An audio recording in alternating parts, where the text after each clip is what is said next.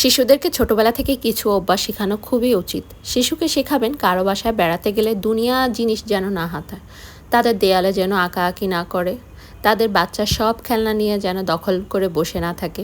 এসব 1 বছর থেকে একটু একটু করে শেখাবেন, দেখবেন একটা সময় গিয়ে ওয়েল ট্রেন্ড হয়ে যাবে। কারো বাসায় গেলে তাদের পর্দা ধরে যেন ঝুলাঝুলি না করে।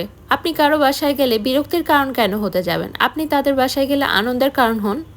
যাদের বাসায় যাবেন তাদের অনেক শৌখিনতার জিনিস থাকতে পারে। আপনার বাচ্চা যদি জিনিসগুলো নষ্ট করে, সেটা কি আপনার কাছে ভালো লাগবে? তাদের সোফাতে উঠে যেন না লাফালাফি করে, তাদের বেডে উঠে যেন না লাফালাফি করে। প্রয়োজনে কারো বাসায় না গেলে না যান, কিন্তু তাদের সুন্দর জিনিসগুলা নষ্ট করবেন না। এক জায়গায় আড্ডা দিতে থাকবেন না। যাদের বাসায় গেছেন, যদি দেখেন তাদের বাচ্চা খুব ডানপিটে, আপনার বাচ্চা অনেক শান্ত, আপনার বাচ্চাকে মারতেছে, আপনার গায়ে হাত তুলতেছে, যদি দেখেন তার মায়ের এতে বিন্দু পরিমাণও কোনো আক্ষেপ নেই, অবস্থা বেগতিক দেখলে আপনি সোজা চলে আসবেন, কাউকে বলার দরকার নাই, আর যাবেন না ওদের বাসায়।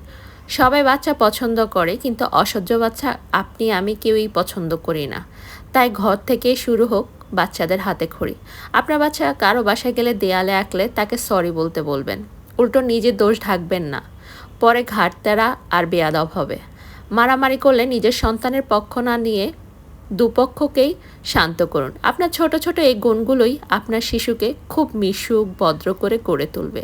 খাবার ভালো বা বড় টুকরো নিজের শিশুকে দিবেন না, সবাইকে দিয়ে যা থাকবে সেটাই দিবেন। চলাফেরায় আভিজাত্য গড়ে তুলুন।